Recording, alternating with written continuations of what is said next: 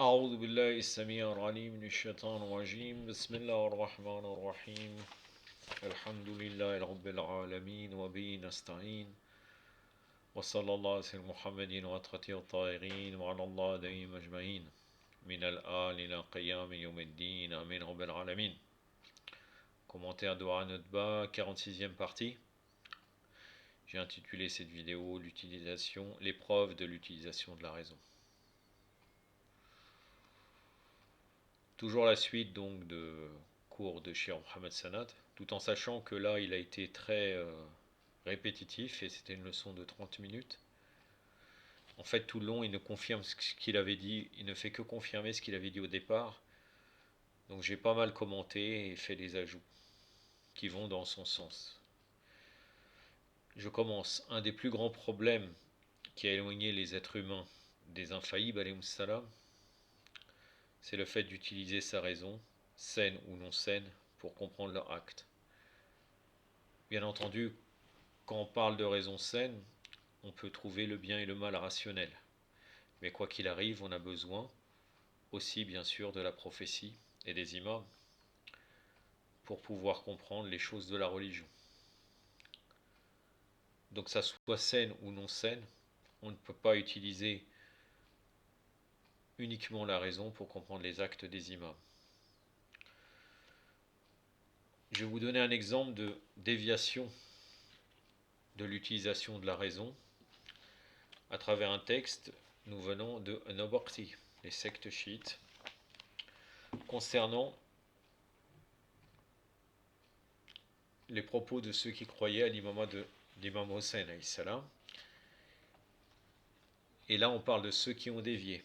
Qu'est-il dit à la page 40 de ce livre? Lorsque Hossein alayhi salam fut tué, un groupe de ses partisans fut dans l'incertitude et déclara, regardez là ils ont voulu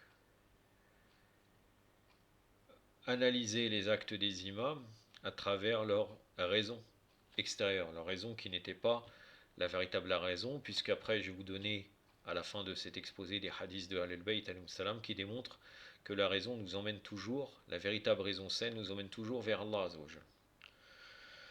Lorsqu'Al-Hussein fut tué, un groupe de ses partisans fut dans l'incertitude et déclara: la conduite d'Al-Hassan et d'Al-Hussein nous paraît contradictoire. Nous paraît, donc il y a un doute. Et il est connu que le doute n'enlève pas la certitude. Si on est convaincu que les imams sont bien les imams nommés par Allah Azzawajal, c'est pas sur un doute ou bien nous paraît l'apparence qu'on pourra juger la conduite des imams. Mais eux, ils ont été dans cette direction. Si la façon d'agir de Al-Hassan salam était vraie, légitime, correcte, lorsqu'il a fait la paix avec Muawiyah, qu'il a renoncé au pouvoir en sa faveur, se sachant incapable de soutenir le combat, et ceci malgré le grand nombre de partisans et la force dont lui, Al-Hassan, disposait. Que dire alors de ce que Al-Hussein a fait en combattant Yazid ibn Muawiyah, alors que le nombre de ses partisans était infime et qu'ils étaient faibles, et que par contre les partisans de Yazid, l'arnatullah alayh, étaient nombreux. Là vous voyez, qu'est-ce qu'ils sont en train de se dire? Ils se disent en utilisant leur raison déviée, comme quoi ils jugent l'action de l'imam Hassan avec le nombre. Il se dit l'armée de l'imam Hassan, malgré tous les problèmes qu'il y avait dans l'armée de l'imam Hassan, ils se disent elle avait un plus grand nombre que l'armée de l'imam Hussein, et on ne comprend pas pourquoi l'imam Hassan, malgré ce grand nombre, a fait la paix avec Muawiyah. Et pourquoi l'imam Hussein s'est révolté jusqu'au martyr, alors qu'il avait un petit nombre, il n'aurait pas dû faire cet acte devant Yazid. Donc que disent-ils? Le fait qu'Al-Hussein ait été tué et que ses compagnons étaient aussi constitue une action vaine, ne répondant à aucune obligation pour eux. C'est comme s'ils ont été vers la perdition, vers le suicide. Car Al-Hussein n'était plus excusable en s'abstenant de combattre Yazid et en cherchant à établir la paix et la trêve. Donc là, ils essayent d'utiliser un raisonnement. Car Al-Hussein n'était plus excusable en s'abstenant de combattre Yazid et en cherchant à établir la paix et la trêve que Al-Hassan ne l'était en s'abstenant de combattre Muawiyah. D'autre part, si Al-Hussein avait agi avec raison, par obligation et par nécessité, en faisant la guerre à Yazid et Muawiyah, jusqu'à ce qu'il fût tué ainsi que ses enfants et ses compagnons, alors était injustifiée l'abstention d'Al-Hassan. C'est-à-dire si l'imam Hussein avait vraiment une bonne raison de combattre Yazid. Pourquoi l'imam Hassan, malgré le grand nombre, n'a-t-il pas combattu Muawiyah?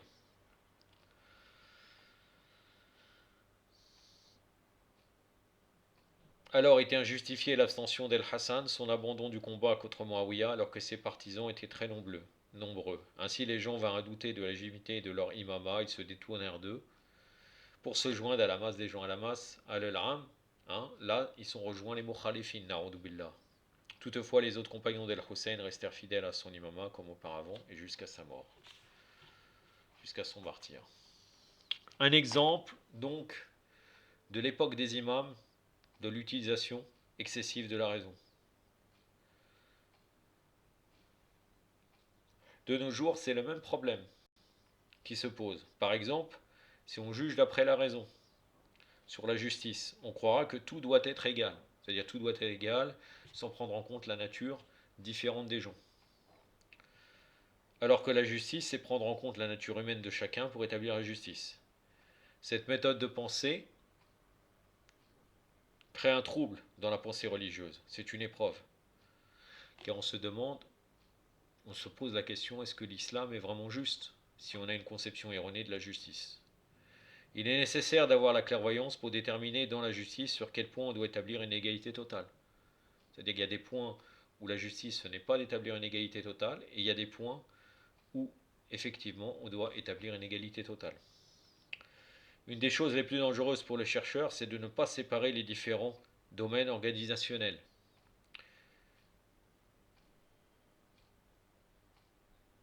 Est-ce que l'état de l'imam Mahdi va être aligné sur les systèmes organisationnels actuels ou non? Donc ça, c'est une question à ceux qui écoutent. Avec la réponse à travers d'autres questions, ne serait-il pas supérieur à tous ces systèmes? Est-ce que tous ces systèmes actuels sont utiles ou non?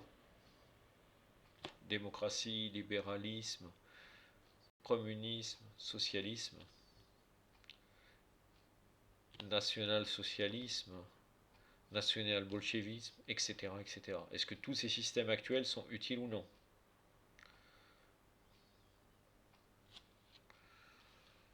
Pour démontrer cela, puisqu'on considère que les systèmes actuels, le parangon des systèmes actuels, c'est les droits de l'homme, nous allons analyser cela.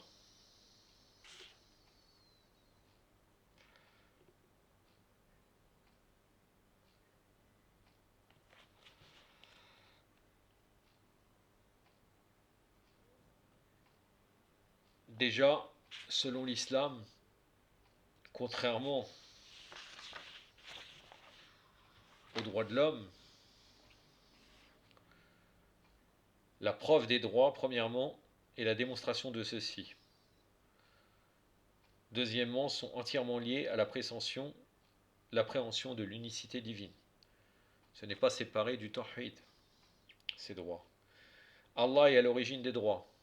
Certes, la justice est le but du droit, mais la réalisation des droits de l'individu et de la société a pour finalité ultime de faire parvenir l'humanité à la rencontre d'Allah. Et on peut, à travers cela, comprendre que la véritable justice, c'est avec les prophètes. Allah subhanahu wa ta'ala nous dit dans la sourate 57, verset 25, nous avons envoyé nos prophètes avec des preuves indubitables. Nous avons fait descendre avec eux le livre et la balance afin que les hommes observent l'équité.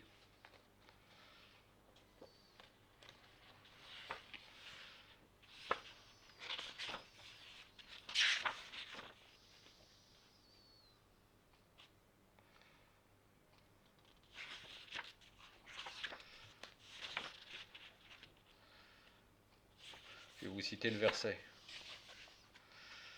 En m'excusant pour ce.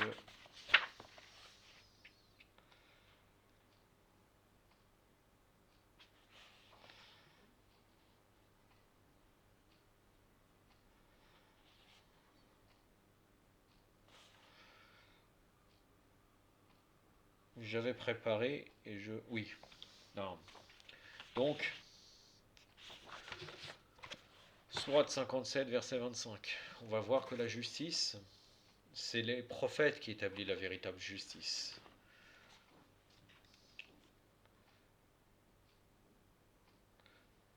Du début du verset jusqu'à le 1/4, la fin du 1/4. أعوذ بالله السميع العليم من الشيطان الرجيم لقد أرسلنا رسولنا بالبينات وأنزلنا معه الكتاب والميزان ليقوم الناس بالقسط صدق الله العلي العظيم. Nous avons envoyé nos prophètes avec des preuves claires et avec eux le livre et la balance pour que les hommes mettent en œuvre la justice. Donc sourate le Fer, verset 25.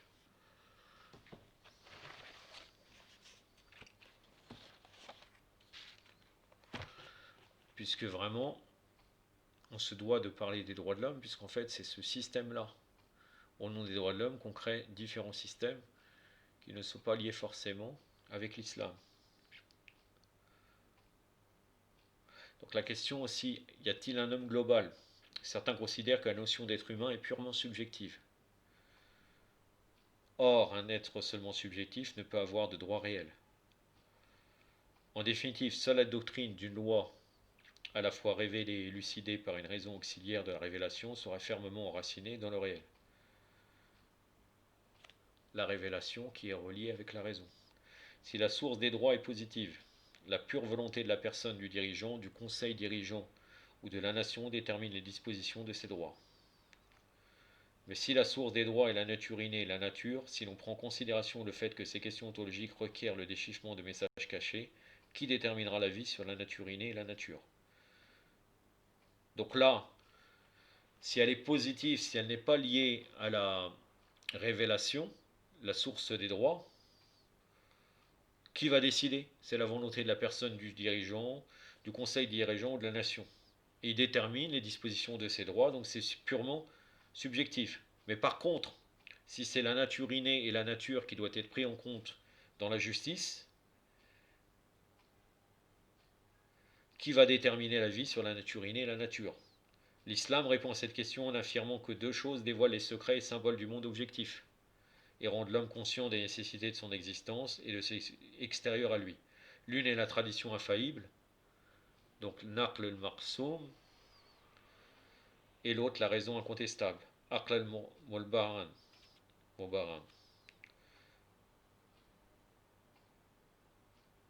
Une fois éclaircie la source des droits, il faut déterminer le principe de la déduction de ces droits, selon quoi, après, nous allons déduire les droits. Ceci relève de la méthodologie du droit savant. En effet, la science des fondements du droit islamique, usul al-fiqh, a précisément pour tâche d'exposer les sources de l'ijtihad. De plus, cette science n'est pas seulement destinée au droit savant, fiqh, mais aussi à la morale et à toutes les disciplines d'élucidation des textes religieux. Les sources sont d'abord le Coran, puis la tradition des infaillibles, puis la raison, enfin le consensus. Là, c'est selon les usuliyin, mais il précise bien l'auteur de cela, qui a analysé cela, c'est le consensus dévoile la vie des infaillibles. Il n'y a pas de source indépendante face à la tradition. La raison et le consensus est relié à Sunna. La raison ne se trouve pas face à la religion ou au droit religieux. Il n'y a pas d'opposition, ils ne sont pas en contradiction. Mais face à tout ce qui est transmis, la tradition, c'est-à-dire les textes révélés et les avis des juristes religieux, énoncés au fil du temps. En fait, raison et tradition comptent l'une et l'autre parmi les sources de déduction de la religion et du droit religieux.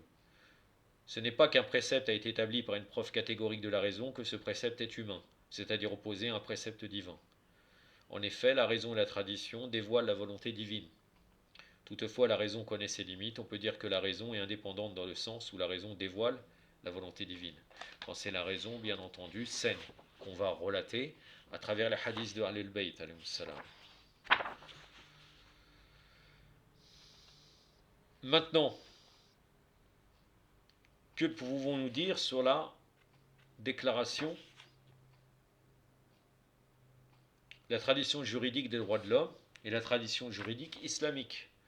On pourrait examiner quelques droits, par exemple le droit à la propriété. La propriété est admise dans tous les lois abrahamiques, dans tous parmi les Al-Kitab et parmi l'islam, chez les juifs, les chrétiens et les musulmans.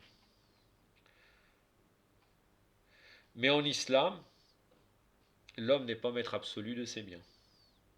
On pourrait y revenir si un jour nous traitons de l'économie islamique, Inch'Allah.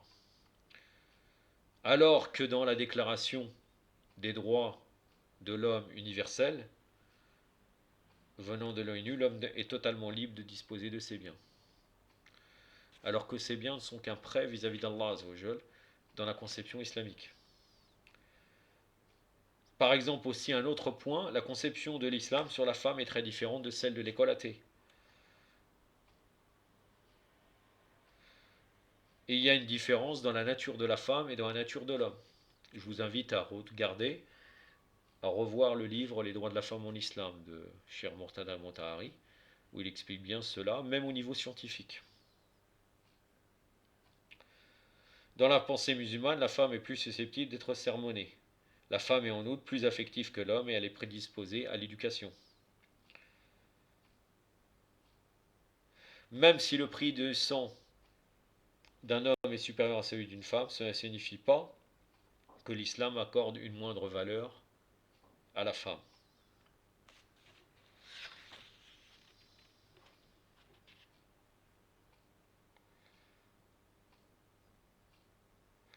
Un autre problème, c'est que les sources et les fondements des droits de l'homme occidentaux et athées, ils ont négligé la nature innée de l'homme. Car en islam et dans le Coran, on ne met pas sur le même pied d'égalité ceux qui savent et ceux qui ne savent pas. Cette déclaration des droits de l'homme comporte d'importants défauts qui découlent des déviances, des pensées non religieuses. Cette déclaration prend seulement en considération la nature physique de l'être humain, et non sa nature innée, fitra, et néglige en outre le lien entre l'homme d'une part et le monde créé, et Allah d'autre part. Pour démontrer qu'il ne faut pas s'illusionner sur les systèmes actuels par rapport au système divin et en particulier de nos jours au système de l'imam al-Hujja, l'islam al-Faraja. On doit croire que le véritable État qui garantit les droits de chacun, c'est l'État de l'imam Mahdi.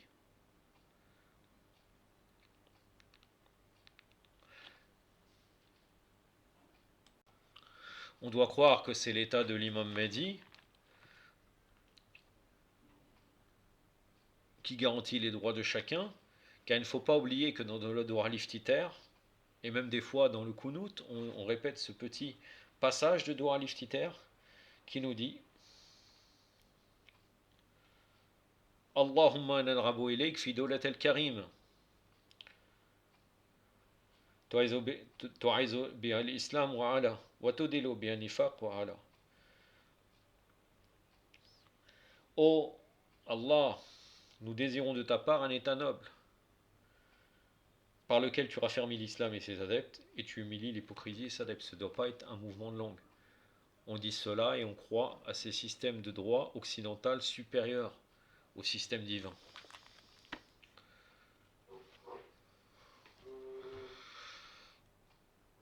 Est-ce que quand on voit les avancées technologiques, on doit considérer que c'est cela la civilisation, ou on devrait regarder cela en utilisant la globalité, en comprenant que ce n'est pas uniquement la technologie, le bien-être matériel qui va assurer le bonheur total de l'être humain.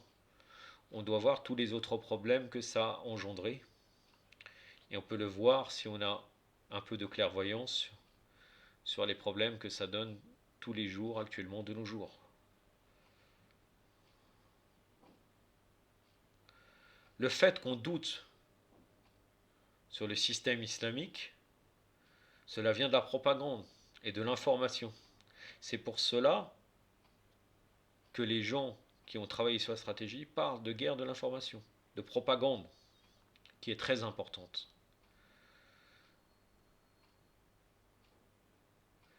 Et le problème aussi, c'est le fait qu'on n'étudie pas, on manque d'études. On n'étudie pas profondément et ça entraîne une perdition et un manque de clairvoyance. Et pour pouvoir répondre à cela, quand on parle de l'état de l'imam Mahdi, il faut promouvoir l'état de l'imam Mahdi en utilisant le langage actuel. C'est à travers cela que les gens prendront conscience. J'en ai terminé, je voudrais vous citer plusieurs hadiths, un assez grand nombre de hadiths, nous venons de Al-Kafi, le tome 1, Kitab al-Aql, qui va confirmer que la raison nous emmène vers Allah, normalement, quand elle est saine. Le chapitre 1 de Kitab al-Aql, le hadith numéro 3. Ahmed ibn Idris a apporté cet hadith de Mohammed ibn Abdel Jabbar, et lui de certains parmi nos compagnons, qui à leur tour ont transmis les propos d'Abi Abdullah, c'est-à-dire l'imam Sadiq alayhi salam. Le narrateur avait dit: je demandais à Abi Abdullah, l'imam Sadiq, qu'est-ce donc la raison? Il répondit: c'est un moyen à l'aide duquel on adore Allah, le tout miséricordieux, et par lequel on atteint le paradis. Je lui demandais encore: et qu'avait-il donc Muawiyah? L'imam répondit: c'était de l'habileté. La ruse ressemble à la raison, mais ce n'est pas la raison. Le hadith numéro 6. Ahmed ibn Idris a rapporté cet hadith de Mohammed ibn Hassan, et lui d'Abu Mohammed al-Razi, lui de Saif ibn Amayra, et lui d'Isaac ibn Ammar, et lui d'Abi Abdullah, c'est-à-dire l'imam Sadiq alayhi salam, qui avait annoncé: qui est doué d'intelligence a aussi la foi, et qui a la foi entre au paradis.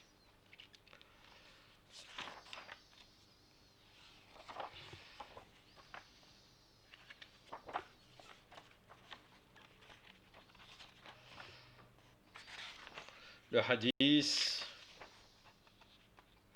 numéro 23. Un groupe de nos compagnons ont rapporté cet hadith d'Ahmed ibn Muhammad en citant la chaîne de transmetteurs n'a pas été rapportée. C'est un hadith mursal dans le langage de Ilm al-Hadith. En citant Abu Abdallah, l'imam Sadiq alayhi salam, qui avait déclaré: le pilier principal de la personnalité de l'homme est son intelligence, la raison. Et la sagesse, la compréhension, la mémoire et la connaissance prennent existence de cette même intelligence. L'homme se perfectionne à travers son intelligence, et c'est elle qui agit comme son guide et son dirigeant perspicace, qui distingue toute chose et comme la clé de ses affaires pour lui accorder succès. Et lorsque son intelligence est approuvée par la lumière divine, l'homme deviendra un savant érudit, de grande mémoire, un gardien de la connaissance, celui qui se rappelle d'Allah et qui sera doué de grande compréhension et de profonde perception. Avec ces qualités, il sera mis au courant des comment, des pourquoi et des raisons et des causes des choses. Il sera capable de distinguer entre les bienveillants et les vilains, ceux qui le guideront et ceux qui le feront dévier. Et lorsqu'il aura déterminé et compris cela, il pourra comprendre quel mode de vie il devra adopter pour lui-même et qui il devra rencontrer et qui ne pas rencontrer. Donc il sélectionne ses fréquentations. Il adorera Allah l'unique avec grande dévotion et sincérité, et dans sa croyance, il se soumettra entièrement à sa volonté, en lui obéissant dûment, et lorsqu'il sera parvenu à cela, il aura mis fin à tout ce dont il avait perdu de gain en s'appropriant de nouveaux bénéfices. Il aura alors une juste approche envers ce qui devra arriver, il sait dans quelle situation il se trouve, et pour quelle raison il se trouve dans cette position particulière dans la vie, et ce qu'il devra accomplir et comment et de quelle manière ces conditions avaient été formées pour lui, et vers quelle direction il devra se diriger, et tout cela ne sera possible qu'à l'aide de la raison. Le hadith numéro 24. Ali ibn Muhammad a rapporté ce hadith de Sal ibn Ziyad, et lui d'Ismaïl ibn Miran, et lui de certaines personnes parmi ses compagnons, et eux d'Abi Abdullah, l'imam Sadiq alayhi salam, qui avait dit: la raison est le guide du pieux croyant. J'en ai terminé avec ce sujet. Inch'Allah, la prochaine fois, ça sera une vidéo sur le Coran. Aktafi badal qadr. Wa sallallahu ala muhammadin wa atrati wa ta'irin. Wassalamu alaikum wa rahmatullah.